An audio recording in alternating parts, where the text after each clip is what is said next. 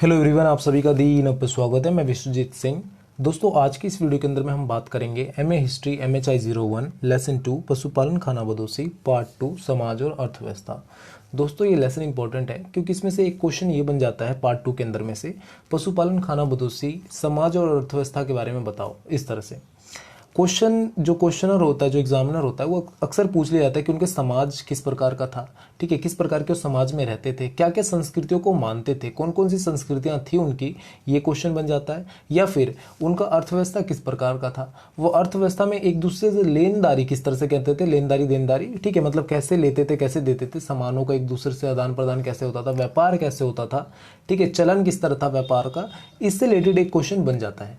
ठीक है, तो स्टार्ट करते हैं दोस्तों आज की वीडियो, और इम्पोर्टेंट भी है तो लास्ट तक देखिएगा। सबसे पहले दोस्तों लेसन के बारे में जानते हैं थोड़ा सा। तो इस लेसन का जैसे नाम है हमारा पशुपालक खाना बदोशी, इसको हमने 2 पार्ट में डिवाइड किया था। तो आज हम दूसरा पार्ट कर रहे हैं। फर्स्ट पार्ट हम कर चुके हैं, तो अगर अभी तक आपने नहीं देखा है तो जाके देखें, जिससे आपको वो भी समझ में आए। फर्स्ट पार्ट के अंदर में हमने पढ़ा कि किसी भी जानवर को पालतू बनाने से पहले किन बातों का ध्यान रखा जा रहा था। ठीक है, कि क्या होना चाहिए उस जानवर के अंदर में और क्या नहीं होना चाहिए, ये सब चीज़ें देखी गई। साथ साथ हमने ये जाना पशुपालक खाना बदोशी होते कौन है। ठीक है, ये समझा भारत के अंदर में कौन कौन सी प्रजातियां, मतलब कौन कौन सी जाति कौन कहाँ कहाँ पर पाई जाती है पशुपालन खाना बदोशी की, ये हमने जाना। साथ साथ हमने ये जाना कि पूरे विश्व भर के अंदर में उसका विस्तार फैलाव कैसे हुआ। ठीक है, और कहाँ कहाँ पर हुआ, इसके बारे में समझा। ठीक है, आज की इस वीडियो के अंदर में हमारा जो पूरा फोकस होगा वो समाज और अर्थव्यवस्था के ऊपर में होगा। ठीक है, वीडियो इंपॉर्टेंट है तो वीडियो को लास्ट तक देखिएगा। चलिए स्टार्ट करते हैं दोस्तों। सबसे पहले मैं समाज के बारे में बात करूं तो समाज होता क्या है, आप खुद ही सोचो समाज होता क्या है। तो समाज ऐसी जगह जहां पर लोग रहते हैं, लोगों का समूह रहता है, और वहां की कुछ स्पेशल संस्कृतियां होती है, कुछ रूल रेगुलेशन होते हैं, उसे फॉलो करते हैं, उसे हम समाज एक तरह से मानते हैं। ठीक है, तो यहाँ पे कहते हैं लगभग सभी खानाबदोश पशुपालक समुदायों की आधारभूत इकाई परिवार थी, जिसमें पत्नी और बच्चे होते थे। मतलब समाज मतलब एक ऐसी फैमिली, वहां पे एक फैमिली नहीं, मतलब समूह के अंदर में 10 लोग हैं, 10 की फैमिली। ठीक है, तो उसको एक समाज के तौर पे वो मानते थे। ठीक है, पशुपालक खाना बदोशी की सबसे खास बात क्या होती थी कि वो कहीं भी जाते थे वो अपने समूह में जाते थे। ठीक है, अपने परिवार को लेकर अपने समूह में जाते थे। रीजन क्या होता था, रीजन यहाँ पे कई सारे हम देख सकते हैं। पहला रीजन सुरक्षा भी आ जाता है कि अगर मान लो कभी उन पे हमला हुआ, किसी ने लूटपाट के उद्देश्य से, या फिर जानवर ने कोई हमला किया, तो वो सुरक्षित रह सके, इसके कारण से वो समूह में घुमा करते थे। ठीक है, समुदाय समूह में घुमा करते थे। अब जब 4-5 समुदाय मिल जाते हैं, 4-5 लोगों के समूह मिल जाते हैं, तो वो समाज के तौर पर ट्रीट की जाती है। ठीक है, तो मतलब मान लो 5 लोग हैं, पांचों की फैमिली में 5-10 लोग हैं। ठीक है, बीवी बच्चे सास बहू सारे मिलाकर 10 बच्चे, 10 लोग हैं। और 10 को 5 से हम डिवाइड करते हैं तो टोटल 50 लोग हो जाएंगे। ठीक है, तो 50 लोगों का पूरा ये समूह हो जाता है, जिसे हम समाज के तौर पर ट्रीट करते हैं। ठीक है, तो इन 50 लोगों के बारे में बात करेंगे कैसे वो रहते हैं। तो ये कहा जाता है सबसे पहले वाले पॉइंट के अंदर में, अगर वो कहीं भी जाते हैं, ठीक है, मतलब एक परिवार के अंदर में पति पत्नी और बच्चे मेनली हुआ करते थे। ठीक है, और अगर आगे रहा बात तो उनके माँ बाप भी साथ में रहा करते थे। ठीक है, और अड़ोसी पड़ोसी दोस्त ये यार सब सारे चलते थे साथ में। ठीक है, इनकी एक खास बात ये क्या होता था कि इन छोटे छोटे परिवारों को मिलाकर एक समूह बनता था। जैसे मैंने बताया कि 10 लोग हैं, 10 में से मतलब हर फैमिली के अंदर में 5-5 परिवार है, तो टोटल इस तरह से मतलब टोटल 50 लोगों का वो बन गया, समूह बन गया। ठीक है, तो इस तरह से छोटे छोटे परिवारों को मिलाकर एक समूह बनता था, जो एक साथ रहते थे और कहीं भी आते जाते थे एक साथ। रीजन जो मैंने बताया, सुरक्षा के पर्पज से। ठीक है, शिकार के पर्पज से, अगर मान लो किसी बड़े जानवर को मारना है तो अकेले तो जाके मारेंगे नहीं, अगर वो पूरा समूह साथ में जाकर शिकार करेगा तो जल्दी हो पाएगा।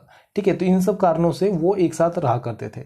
ठीक है, इस प्रकार के कई समूह एक ही पूर्वज के हुआ करते थे। मतलब ये नहीं होता था कि वो अलग अलग जाति अलग अलग धर्म से आ रहे हैं, उनके जो पूर्वज हुआ करते थे ऑलमोस्ट एक ही हुआ करते थे। आज के समय में जैसे आप अपने दादा दादी से पूछोगे तो पट्टीदार होता है। ठीक है, पट्टीदार क्या होता है, या फिर गोतिया कहते हैं। ठीक है, जो यूपी और बिहार के बच्चे होंगे उनको शायद आइडिया हो गोतिया किसे कहते हैं, मतलब आपके रिलेटिव एक तरह से। ठीक है, हिंदी में कहें या इंग्लिश में कहें तो रिलेटिव। ठीक है, आपके रिलेटिव जो दूर के रिश्तेदार होते हैं, रिलेटिव होते हैं। ठीक है, चाचा ताऊ के लड़के जो होते हैं वो रिलेटिव में आ जाते हैं सारे। ठीक है, तो इस तरह से एक ही मतलब वंश के लोग हुआ करते थे, जो साथ में घूमा करते थे और एक दूसरे की देखभाल करते थे। ठीक है, सभी मामलों में पशुओं पर अलग अलग परिवारों का मालिकाना हक होता था। ठीक है, परंतु चारगाह पर सबका अधिकार एक जैसा नहीं था। देखो, जो भी उनके पास पशु होते थे या जो भी उन पशुओं को जो भी पशु पाला करते थे, उन पर जो पालने वाले का मालिकाना हक होता था, भैया ये तुम इसको पाल रहे हो, पर चारगाह जहाँ पे उसको बांधना है, जहाँ पे उसको खिलाना है, जो खिलाना है, जहाँ पे ले जाकर खिलाना है, उस पर सबका अलग अलग अधिकार हुआ करता था, एक जैसा अधिकार नहीं था। रीज़न ही क्या होता था कि मान लो मैंने ज़्यादा बड़ा जगह कब्जा कर रखा है, तो मेरे पास ज़्यादा जानवर है तो मैं अपना उसको मैं पालूंगा, ठीक है, या फिर मेरे पास जो फैसिलिटी है उसके हिसाब से मैं अपना रखूंगा। किसी के पास कम फैसिलिटी है या कम क्षमता है तो उसके हिसाब से रखेगा। तो मतलब अपने क्षमता के अनुसार, अपने काबिलियत के अनुसार उसका अधिकार अलग अलग हुआ करते थे, पर जो भी पशु जिसके पास हुआ करता था उस पर उसका मालिकाना हक हुआ करता था।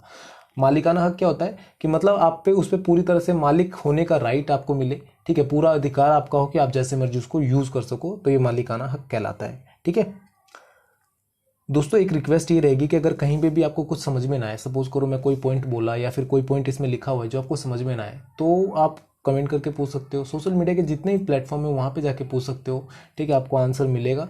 ठीक है, और दूसरी चीज़ दोस्तों, जितने भी पॉइंट्स आप देख रहे हो इस पीपीडी के अंदर में, पीडीएफ के अंदर में, तो ये सारे पॉइंट्स आपके बुक के ही हैं। तो आप अपनी बुक और नोटबुक लेकर साथ में बैठोगे तो आपको ना रिवाइज हो जाएगा सारा कुछ। इसमें अलग से मैंने कुछ नहीं डाला है या कहीं से सपोर्टिंग मटेरियल या गाइड से नहीं उठाया है। रीज़न ये है कि जब आप बुक पढ़ो तो आपको सब कुछ क्लियर हो, और बुक से ही समझो तो ज़्यादा बेटर है। ठीक है, बुक क्योंकि आपकी बहुत अच्छी है, ठीक है, इतनी अच्छी बुक मतलब आप पढ़ो सही से तो मज़ा आ जाए। ठीक है, जिस कारण से सारा बुक का ही है तो आपको दिक्कत नहीं होना चाहिए समझने में। ठीक है, इसलिए बुक के ही सारे पॉइंट्स हैं। और मोस्ट इंपॉर्टेंट दोस्तों, अगर आपको पीडीएफ चाहिए तो टेलीग्राम ग्रुप को ज्वाइन कर लो, वहाँ पे पीडीएफ मिल जाएगी। और सबसे मेन चीज़ जो है, आप वीडियो को देख रहे हो, वीडियो को अगर समझ में आ रहा है, ठीक है, तो लाइक शेयर सब्सक्राइब जरूर करें और जो भी फ्रेंड्स है आपके वहाँ तक पहुँचाएं। और अगर एमए हिस्ट्री आपको पढ़ना है सीरियस होकर तो पूरा वीडियो देखें, लास्ट तक देखें, और एक एक भी वीडियो देखें, मतलब छोड़े ना कोई भी वीडियो, क्योंकि अगर एक भी छोड़ते हो तो अगला समझ में नहीं आएगा, बाद में आप दूसरे को बोलो कि अच्छे से नहीं पढ़ाया या जो भी चीज़ें, तो ये गलत हो जाता है। आगे बात करते हैं, तो इन संस्कृतियों में शादी ब्याह के लिए अलग अलग तौर तरीके मान्यता प्रचलित थी। एक विवाह की प्रथा प्रचलित थी, परंतु कुछ समुदायों में बहुपति या बहुपत्नी प्रथा भी पाई जाती थी। अब जैसे देखो, समूह है, ठीक है, अलग अलग समूह में अलग अलग तरह के रूल रेगुलेशन होते हैं, ठीक है, अलग अलग संस्कृतियां होती है, तो शादी के लिए भी अलग अलग तरह के रूल रेगुलेशन थे। कई जगह पे एक विवाह, ठीक है, मतलब एक ही बार शादी कर सकता है। कई जगह पे क्या था, बहुपत्नी, मतलब एक से ज़्यादा बीवी रख सकते हैं, या फिर कई जगह पे, कई समुदायों में ये था कि बहुपति, एक से ज़्यादा पति रख सकती हैं औरतें, ये भी मान्यता प्रचलित थी। ठीक है, ये हम खानाबदोश संस्कृतियों की बात करें दोस्तों, पशुपालक खानाबदोश संस्कृति के अंदर में क्या क्या था, किसी समाज के बारे में बात नहीं कर रहे पर्टिकुलरली, यहाँ पे हम खानाबदोश संस्कृतियों के बारे में बात करें कि वहां पर क्या संस्कृति थी। इन खानाबदोश के रीति रिवाजों और अनुष्ठानों, अनुष्ठान क्या होता है, यज्ञ वज्ञ जो हम करते हैं, पूजा पाठ, यज्ञ, अनुष्ठानों में पशुओं की महत्वपूर्ण भूमिका होती थी। पशुओं की महत्वपूर्ण भूमिका होती क्यों थी, तो इसको इनकी बलि के रूप में इसका उपयोग किया जाता है, इस कारण से, जो आगे मैं बताऊंगा। पशुओं के साथ अपने को जोड़ने के लिए इन अवसरों पर सींग, पूंछ और चमड़ा पहना करते थे। ठीक है, धार्मिक अनुष्ठानों में जानवरों की बलि भी चढ़ाई जाती थी। सब्जी के अलावा मांस, दूध से बने अन्य पदार्थ का मुख्य भोजन थे। देखो, ये पशुओं को साथ ना, जैसे लगे पशुओं को कि भैया हम तुमसे अलग नहीं है, ठीक है, पशुओं को सहानुभूति दिखाने के लिए, एक जैसा फील कराने के लिए वो क्या करते थे, पशुओं के बने मतलब सींग विंग पहन लेते थे, ठीक है, पशुओं के खालवल पहन लेते थे, जिससे मतलब वो भी पशुओं जैसे ही फील कर पाएँ और पशु मतलब उनसे फ्रेंडली हो पाएँ, एक तरह से ये कहा जाता है। ठीक है, और जैसे उनके जो धार्मिक अनुष्ठान होते थे उसके अंदर में जानवरों की बलि चढ़ाई जाती थी, जिसके कारण से भी पशुओं से ज़्यादा घुल मिल के रहते थे। ठीक है, दूसरी चीज़, ये मुख्य भोजन के रूप में दूध, दही, दूध से बने पदार्थों का भी उपयोग करते ही करते थे, और उसके अलावा जो मेन था इनका, मांस और सब्जियों का यूज़ किया करते थे। ठीक है, कई स्थानों में जानवरों का रक्त पीने की भी प्रथा थी, जैसे पूजा पाठ में, जब अनुष्ठानों में जब जानवरों की बलि चढ़ाई जाती थी तो उसके जो रक्त होता था, खून होता था, उसकी पीने की भी प्रथा थी। स्थानबद्ध पड़ोसी कृषि समुदाय का लेन देन चलता रहता था। जो वहाँ पे स्थानबद्ध कृषि हुआ करते थे, स्थानीय कृषिकार हुआ करते थे, कृषक हुआ करते थे, उनसे ये लेन देन करते थे। ठीक है, व्यापार एक तरह से लेन देन, भैया आप मुझे पशु दे दो, ठीक है, मान लो किसी कृषि वाले को पास अनाज है तो उसको बोलेंगे भैया ये ले लो, मांस ले लो, पशु ले लो, मुझे कृषि वो दे दो, अनाज दे दो खाने के लिए। तो इस तरह से लेन देन चलता रहता था। जानवरों और पशु उत्पादों के बदले में उनसे अनाज और सब्जी लिया करते थे, जो मैंने अभी बताया। ठीक है, कि पशु दे दिया, उसे अनाज और सब्जी ले लिया।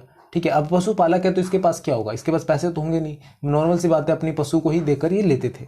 ठीक है, वे भेड़ और अन्य जानवरों के बाल से कंबल बनाया करते थे। इस प्रकार के सामान या कच्चे ऊन के लेन देन का भी चलन था। अब मान लो वो भेड़ और जो अन्य जानवर हुआ करते थे उनसे क्या करते थे, कंबल उम्बल बनाना, रहना। मैंने आपको फर्स्ट पार्ट में बताया था कि भेड़ एशिया जो महाद्वीप था, एशिया महाद्वीप के अंदर में जब पशुपालन की शुरुआत हुई, खानाबदोश पशुपालन संस्कृति की, तो वहाँ पे जो सबसे पहले जानवर पाले गए भेड़ और ये बकरी, ये सब पाले गए।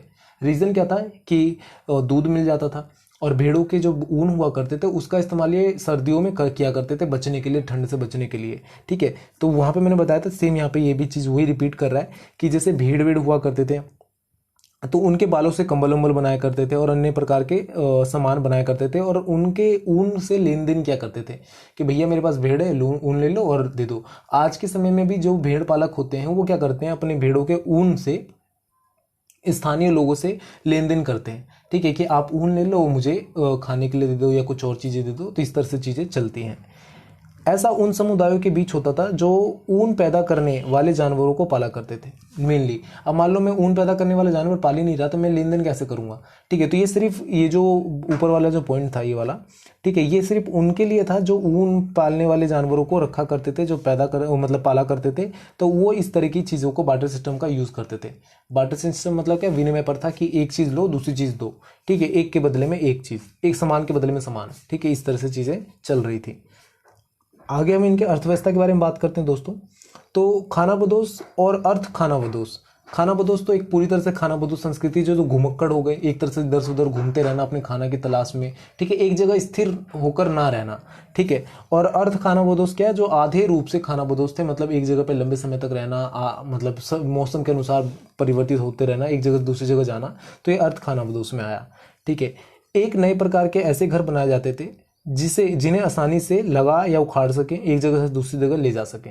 खानाबदोश संस्कृति की सबसे अच्छी बात ये रही दोस्तों कि वो कहीं भी वो एक जगह स्टेब्लिश नहीं होते थे, एक जगह स्थायी रूप से नहीं रहते थे। रीज़न क्या होता था कि उनको समय के अनुसार एक जगह से दूसरी जगह जाना पड़ता था, अपने जानवरों को लेकर, अपना पूरा साजो सामान लेकर। तो वो ऐसे घर बनाया करते थे जिसे आसानी से लगाया जा सके और आसानी से उखाड़ा जा सके।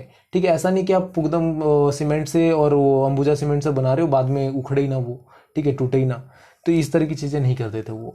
रीज़न क्या होता था कि अब कभी भी अचानक से हो जाए कि भैया हमें यहाँ से जाना है रातों रात, तो अब क्या करें, अब घर तोड़ने में लगेंगे वो, तो उस तरह से इस तरह से बनाते थे कि उखाड़ के ले जाओ, तुरंत फटाफट दूसरी जगह सेटअप कर लो। बर्तन और अन्य घरेलू सामान भी ऐसा होता था जिसे आसानी से अपने साथ ले जा सकते थे। ये सभी सामान ज़्यादातर लकड़ी और चमड़े का होता था। ठीक है, लकड़ी नहीं है, लकड़ी है, लकड़ी और चमड़े के हुआ करते थे। जैसे बर्तन कुछ बर्तन हुआ करते थे लकड़ी उकड़ी के, चमड़े उमड़े के हुआ करते थे। ठीक है, जिसको वो एक जगह से दूसरी जगह आसानी से ले जा सकें, और अगर नहीं भी ले जाते तो वहाँ पर वो उपलब्ध हो, इस तरह की चीज़ों को ही वो अपने साथ कैरी करते थे। ठीक है, उनकी अर्थव्यवस्था का स्थायित्व और क्षमता का विश्लेषण करते हुए यह बात सामने आती है कि आरंभिक खानाबदोश व्यवस्था में उन परिस्थितियों क्षेत्रों का उपयोग किया गया है जो कृषि कार्य के अन्य आर्थिक गतिविधियों के लिए उपयोग में नहीं थी। मतलब जो ये अर्थव्यवस्था थी, उनकी अर्थव्यवस्था थी, इनकी क्षमता था, वो मतलब एक तरह से कृषि अर्थव्यवस्था के ना कृषि कार्य की और आर्थिक उपयोग में नहीं थी। खानाबदोश जो लोग थे वो इस तरह की चीज़ों का उपयोग करते थे जो कृषि क्षेत्र के उपयोग में नहीं थी, कृषि के लिए उपयोग में नहीं आती थी, आर्थिक गतिविधियों के उपयोग में नहीं आती थी, उन चीज़ों का उपयोग करते थे। मतलब वो मेनली एक आर्थिक अर्थव्यवस्था के रूप में नहीं जुड़ना चाहते थे। ठीक है, वो अलग ही रहना पसंद करते थे। समझ में आता है? जैसे मान लो एक मेन इकोनॉमी होती है कि किसी भी कंट्री की, किसी भी स्टेट का, कि भैया ये आपका सोर्स ऑफ इनकम है। ठीक है, कि इस तरह से जुड़ जाओ, पर वो उसको सोर्स ऑफ इनकम की तरह नहीं जुड़ते थे, वो अलग रहते थे। ठीक है, वो अपने ज़रूरत के हिसाब से ही लेन देन या जो भी चीज़ें हैं वो क्या करते थे। समझ में आ रहा है? ठीक है, पहले शायद पॉइंट आपको कन्फ्यूजन हुआ होगा, बट अब समझ में शायद आ गया होगा आपको कि मतलब मेन इकोनॉमिक के साथ नहीं जुड़ना। ठीक है, ज़रूरत के हिसाब से अपनी लेन देन करते रहना। ठीक है, ये चीज़ें। हालांकि जटिल अर्थव्यवस्था में इसके विकास की संभावनाएं सीमित थी और यह मुख्य रूप से एक ही प्रकार के पशु ज्योतियों का प्रजनन पर निर्भर थी। मतलब मान लो वो एक ही तरह के पशुओं को ना पालन पोषण करते थे, ज़्यादा अलग अलग तरह की वैरायटी नहीं रखते थे। ठीक है, एक ही तरह के पशुओं से प्रजनन करते थे, मतलब आगे बच्चा करवा कर वो आगे उसको बढ़ाते थे और उसी तरह से वो अपना जीवन यापन करते थे। हालांकि अलग अलग तरह के जानवरों को रखने और भोजन तथा सामानों का आदान प्रदान में इनसे कुछ परिवर्तन आया। ठीक है। धीरे धीरे पर समय के अनुसार क्या होता था कि जो उनके बच्चे हुए और वो आगे हुए, तो उनके बाद वो धीरे धीरे अलग अलग तरह के जानवर रखने लगे। पर अलग अलग जानवर रखने पे भी यहाँ पे कई सारी की प्रॉब्लम आती थी। प्रॉब्लम क्या होता था कि अगर मान लो आप 4 तरह के जानवर रख रहे हो, तो उसके लिए 4 अलग अलग तरह के भोजन की भी कई बार आवश्यकता पड़ती थी, 4 अलग अलग तरह के रहने की रखने की भी जगह चाहिए। ठीक है, तो ये सारी चीज़ें होती थी। अगर मान लो आप गाय भैंस पाल रहे हो तो गाय भैंस के लिए अलग से बनाओ। ठीक है, भेड़ बकरी पाल रहे हो तो उसके लिए अलग से जगह बनाओ। तो मतलब बहुत सारी प्रॉब्लम्स भी आया करती थी साथ में। ठीक है, ये चीज़ें, ये अर्थव्यवस्था, इनकी अगर अर्थव्यवस्था की बात करें तो ये अर्थव्यवस्था खाद्यान्न मतलब जो खाने पीने की चीज़ें, शिल्प जो शिल्प कृतियाँ होती हैं पत्थर उत्थर के, अपने सामानों के आदान प्रदान और बेचने खरीदने के लिए दूसरी अर्थव्यवस्था पर आश्रित थी। ठीक है, अब मान लो ये दूसरी अर्थव्यवस्था क्या है और पहली अर्थव्यवस्था क्या है, समझो पहले।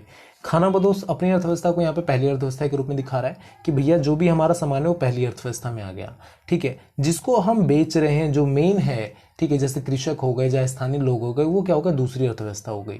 ठीक है, तो इस तरह से, ठीक है, अभी मैंने बताया ना कि मेन अर्थव्यवस्था से जुड़ते नहीं थे डायरेक्टली, पर समय के अनुसार जुड़ते थे। जैसे मान लो इन्होंने शिल्प कृतियाँ, जैसे मान लो कुछ पत्थर के मूर्तियाँ बनाई या कुछ और बनाया, अब ये ले जाकर इनको बेचना है मेन अर्थव्यवस्था के अंदर में। ठीक है, दूसरी अर्थव्यवस्था के अंदर में, तो यहाँ से ये लेन देन करेंगे।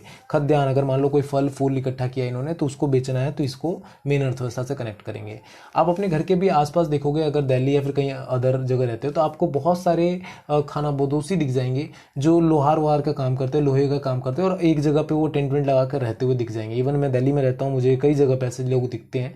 ठीक है, तो सेम आप वहाँ पे कनेक्ट कर सकते हो कि किस तरह से कहाँ पे उनका टेंट भी देखोगे तो आपको सारा कुछ, अगर ये पॉइंट्स याद है आपको, तो आप उनसे सब कुछ कनेक्ट कर पाओगे कि हाँ किस तरह से रहते थे। और वो क्या करते हैं, जहाँ पे भी रहते हैं वो अपना ना साजो सामान लेकर आते हैं, वहाँ पे अपना औजार जो भी बनाते हैं और उसको बेचते हैं, और काफ़ी लंबे समय तक 6-6 8-8 महीने वहाँ रहते हैं, फिर दूसरी जगह पलायन कर जाते हैं। ठीक है, तो इस तरह से उनका चलता है। तो ये जब आप ये पॉइंट्स को अगर आप रिकनेक्ट करोगे वहाँ पे, तो आपको सारा कुछ एक एक पॉइंट जुड़ जाएगा। ठीक है, इन सीमाओं के बावजूद कई विद्वानों का यह मानना है कि पशुपालक खानाबदोश अर्थव्यवस्था अपने समकालीन स्थायी बसे समाजों की अपेक्षा अपनी देखभाल बेहतर ढंग से करने में सक्षम थी। ठीक है, मतलब ये लोग क्या करते थे कि जो दूसरी अर्थव्यवस्था होती थी उस पर ही निर्भर नहीं रहते थे, अपनी देखभाल करने के लिए खुद में ही मतलब अपना कैपेबल थे, कर सकते थे। ठीक है, दूसरी अर्थव्यवस्था पे निर्भर नहीं थे। ठीक है, जो मेन इकोनॉमी है उस पर डिपेंड नहीं थे। समझ में आता है। एक दूसरा विचार यह भी है कि पशुपालक खानाबदोश अर्थव्यवस्था स्थिर थी, स्टेब्लिश थी, स्थिर थी, ठीक है, फिक्स थी, और इसमें आत्मनिर्भरता का अभाव था, अतः नष्ट होने की इसकी नियति थी। खजानोव ये एक विचारक रहे। ठीक है, इनके अनुसार सबसे महत्वपूर्ण बात यह है कि बाहरी दुनिया की मदद के बिना खानाबदोश जिंदा नहीं रह सकते थे, और वे बगैर खानाबदोश समाज में उनकी अर्थव्यवस्था पर निर्भर थी। ठीक है, मतलब खानाबदोश समाज दूसरे की अर्थव्यवस्था पर निर्भर थी। वस्तुतः इस बाहरी दुनिया के अभाव में खानाबदोश समाज अस्तित्व में नहीं रह सकता था। यहाँ पे एक मतलब दो विचारधाराओं के बारे में बात करें। पहली विचारधारा के अंदर में मैंने बताया कि भैया अभी जैसे मैंने पॉइंट बोला था कि ये दूसरे पे डिपेंड नहीं थे। ठीक है, अपना मतलब वो रोजगार, अपना जीवन यापन कर सकते थे अगर दूसरी अर्थव्यवस्था से वो मदद नहीं भी लेते तो भी। ठीक है, पर ये लेन देन के लिए दूसरी अर्थव्यवस्था में जाया करते थे, सिर्फ चेंजेस करने के लिए चीज़ों को। ठीक है, एक तरह से विनिमय पर था जो मैंने बताया। पर यहाँ पे दूसरा विचारधारा ये भी है, दूसरी आइडियोलॉजी ये भी है, जिसमें ये कहा जाता है कि वो एक तरह से उनकी जो अर्थव्यवस्था थी वो आत्मनिर्भर नहीं थी। आत्मनिर्भर रहने का मतलब वो खुद पर डिपेंड नहीं थी। ठीक है, हम दूसरे पे डिपेंड है। जैसे आज की भारत की इकोनॉमी क्या है, वो पूरी तरह से इंडिया पे डिपेंड नहीं है, हम दूसरे देशों से सामान मंगाते हैं। अगर आज के समय में दूसरा देश बंद कर दे सामान, ठीक है, तो हमारा मतलब ना जीना दुभर हो जाएगा। इससे मान लो पेट्रोल देना बंद कर दे बाकी कंट्री है जो गल्फ कंट्री हैं, तो हमारे पास कोई दूसरा ऑप्शन नहीं है। हमने अभी तक कोई दूसरा ऑप्शन सोचा नहीं है कि क्या होगा। ठीक है, अचानक से पेट्रोल देना बंद हो जाए तो। पर जैसे मान लो आप चीन की बात करो, जापान की बात करो, अगर उनको पेट्रोल देना बंद कर दे तो उनके पास दूसरा ऑप्शन है इलेक्ट्रिक कार, और वो पूरे ऑल ओवर जापान में चला रहे हैं। ठीक है, तो उनके पास दूसरा ऑप्शन है, तो वो आत्मनिर्भर की तैयारी कर रहे हैं। पर हमारा साथ ऐसा नहीं है, अभी हम धीरे धीरे उसकी ओर अग्रसर हो रहे हैं, पर अभी ऐसा नहीं है, अभी फिक्स अभी तक हम पहुंचे नहीं है। तो सेम यहाँ पे यही कहता है कि जो पशुपालक खानाबदोश था उसका चीज़ें तो था, मोटिवेशन तो था कि ये चीज़ें करना है, पर वो खुद में ही आत्मनिर्भर नहीं थे। ठीक है, जिसके कारण से उनकी जो अर्थव्यवस्था थी वो नष्ट हो सकती थी, खत्म हो सकती थी। दूसरी चीज़ ये भी कहते हैं कि वो जिंदा रहने के लिए दूसरी वाली अर्थव्यवस्था पर वो निर्भर रहते थे। ठीक है, डिपेंड रहते थे, जिसके कारण से वो जिंदा रहते थे। ठीक है, ये सारी चीज़ें यहाँ पे हम कहते हैं। तो दोस्तों ये वीडियो आपको कैसी लगी, ठीक है, आपको बताना है। लास्ट पॉइंट एक और है, इसके हम समझते हैं, ठीक है। और जो भी आपका रिस्पॉन्स और रिव्यू हो इस वीडियो से रिलेटेड, कहीं पे भी अगर कोई भी पॉइंट छूट रहा है आपका, कोई समझ में नहीं आया, तो कमेंट करके पूछें और जरूर बताएं कमेंट करके कि वीडियो कैसी लगी आपको, ठीक है। कई विद्वानों का मानना है कि आत्मनिर्भरता का अभाव इन समाजों के पतन का आधारभूत कारण है और ये अपने आसपास के स्थल अस्थायी और स्थिर रूप से बसे समाजों के बल पर ही जिंदा रह सके। ये बार बार इन बसे हुए लोगों पर आक्रमण करते थे, उन्हें लूटते थे और लूटपाट के गुजारा बसर करते थे। दोस्तों जैसे अभी मैंने दो आइडियोलॉजी बताई, तो दूसरी आइडियोलॉजी के अंदर में ये भी कई सारे विचारक ये भी कहते हैं कि जो ये आत्मनिर्भर तो थे नहीं, जो मैंने बताया आपको, इनकी अर्थव्यवस्था एक तरह से स्थिर नहीं थी, ठीक है, कभी ऊपर नीचे स्थिर नहीं थी, मतलब फिक्स नहीं थी, और एक चीज़ का साधन नहीं था कि भैया इसी जरिए से तुम पैसा कमाओगे और ये तुम्हारा फिक्स एसेट है और इस तरह से आता ही रहेगा इनकम तुम्हारा, ठीक है, ये जो सोर्स ऑफ इनकम है तुम्हारा फिक्स है, ऐसा कुछ नहीं था। ये क्या करते थे, जिंदा रहने के लिए जो आसपास के समाज हुआ करते थे उसको लूटा करते थे, जो वहाँ के स्थानीय लोग हुआ करते थे उन्हें लूट कर गुजारा करते थे। अब लूटपाट कर रहे हो तो कई बार हमले होते थे, ठीक है, दोनों तरफ से, और इनके जैसे ही छोटे छोटे और भी खानाबदोश समाज थे। अब ये क्या करते थे, आपस में ही लूट मार करने लगे। जैसे आप मंगोलियों के बारे में पढ़ोगे, चंगेज खां मंगोल के बारे में, तो वो भी एक खानाबदोश संस्कृति से ही ताल्लुकात रखते थे, वो आपस में भी लूट मार करते थे। आज देखोगे तो पूरा चंगेज खां का वंश और पूरा मंगोल एक तरह से ऑलमोस्ट खत्म हो चुका है, ठीक है। तो ये खानाबदोश पूरी संस्कृति वहाँ की खत्म हो चुकी है, जबकि मंगोल के अंदर में ज़्यादातर खानाबदोश संस्कृति थी जो एक जगह से दूसरी जगह विस्थापित होती थी, ठीक है, और वो लूट मार करके अपना जीवन व्यापन करते थे। चंगेज खां के बारे में अगर आपने पढ़ा हो तो, ठीक है, तो यहाँ पे सेम इस तरह की चीज़ों के बारे में बताता है कि यहाँ पर भी ये चीज़ें देखने के लिए मिलती हैं, ठीक है, समझ में आता है दोस्तों। तो दोस्तों thank you for watching me, thank you for listening me. आप सबसे रिक्वेस्ट ये है कि यार प्लीज़ लाइक शेयर सब्सक्राइब जरूर करें इस वीडियो को, और अगर आप सीरियस होकर पढ़ना चाहते हो तो वीडियो को देखें, ठीक है, और एक एक वीडियो को देखें, क्योंकि अगर एक भी पॉइंट, एक भी टॉपिक, एक भी पार्ट छोड़ते हो, एक भी लेसन छोड़ते हो तो आपको अगला पार्ट नहीं समझ में आएगा। आपके 2 लेसन पूरे कंप्लीट हो चुके हैं, तीसरे लेसन कल से स्टार्ट होगा, ठीक है। तो all the best, bye bye, take care.